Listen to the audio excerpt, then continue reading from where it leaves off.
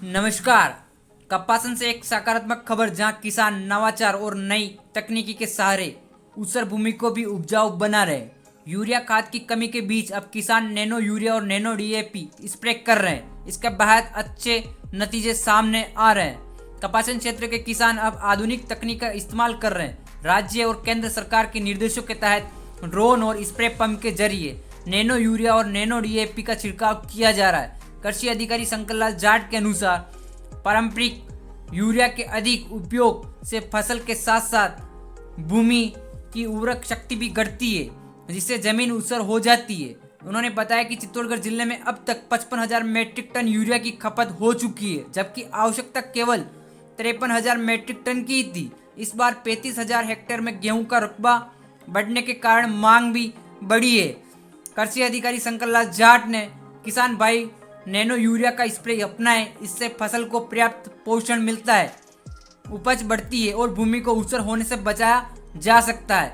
साथ ही nano urea सीधे पत्तियों द्वारा अवशोषित होता है, जिससे कम समय, कम लागत और कम मेहनत में बेहतर उत्पादन संभव हो पाता है। विशेषज्ञों का कहना है कि यह तकनीकी पारंपरिक खाद का वैज्ञानिक विकल्प बन रही है। कपासन के किसान नई तकनीकें अपनाकर न सिर्फ खेती की लागत घटा रहे हैं, बल्कि मिट्टी की सेहत भी सुधार रहे हैं। कैमरा पर्सन चित्तरमल जाट के साथ मैं लंपट पत्रकार टमटमिया न्यूज से। उद्यान विभाग। और आज मैं अपने खुद के खेत के ऊपर, जैसे अभी हम जहाँ देख पा रहे हैं चने की फसल, और गेहूं में भी हमने नैनो यूरिया, नैनो डीएपी का और साथ में जिंक का मिला के इसका स्प्रे किया गया। और कुछ कंट्रोल प्लॉट भी साथ में रखा है भी, जैसे कुछ एरिया ऐसा छोड़ा गया जिसमें अपने इसका स्प्रे नहीं किया गया मतलब। और अभी अपन चने में देख पा रहे हैं, जैसे इसमें जो इल्ली की जो दवाई है, इल्ली की दवाई भी साथ में मिला रखी, नैनो यूरिया है, नैनो डीएपी है। और इसको अपन कुछ एरिया है इसका लगभग अपन जैसे 4 बीघा है, इसमें आधा बीघा लगभग अपन छोड़ रहे हैं जिसमें अपन दवाई का स्प्रे नहीं करेंगे, ताकि अपन खुद भी देख सके और उस किसान भाइयों को और ये बता सके कि जो नैनो डीएपी और नैनो यूरिया का क्या रिजल्ट है।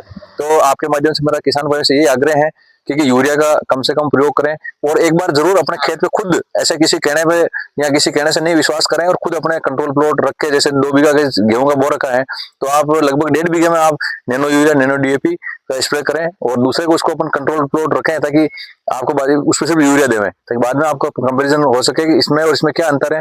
और साथ में जैसे अपन देख पा रहे हैं अभी चने के जो डॉलर चना बो रखा है, इसमें अपन ने अभी जैसे नैनो यूरिया भी मिलाया, नैनो डीएपी मिलाया, साथ में जो इल्ली की जो क्लोरोपाइरिफॉस वगैरह नियंत्रण करने की दवाई भी साथ में मिलाई, तो तीनों मल्टीपर्पज एक तरह से काम हो गया।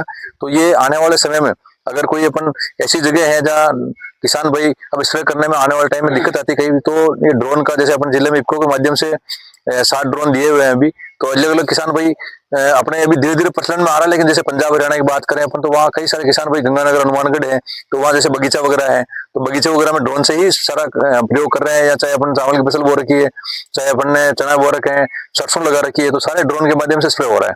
तो मेरा किसान भाई से यही आग्रह है कि जो इफको के द्वारा नैनो यूरिया है, नैनो डीएपी है, उसका